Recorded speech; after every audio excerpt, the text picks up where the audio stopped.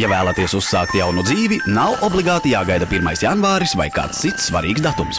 Jaunas dzīves uzsākšanai pilnīgi pietiek ar 5 minūtēm uzreiz pēc pamošanās. Dariet tā! Uzreiz pēc pamošanās veltiet tikai 5 minūtes pāris lustīgiem lokanības vingrinājumiem, jūs būsiet pārsteigts, cik tas ir vienkārši un patīkami.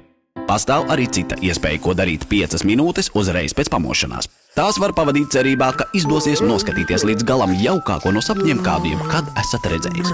Tomēr uzmanieties, sapnis var ieilgt krietni prāvāku laika sprīdi, un tad jūs nebūsiet paēdis, nokavēsiet darbu, un vispār jūsu jaunā dzīve var sanākt vēl sliktāka par iepriekšējo.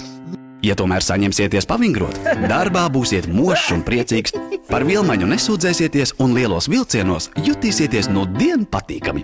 Panākumi neizpaliks.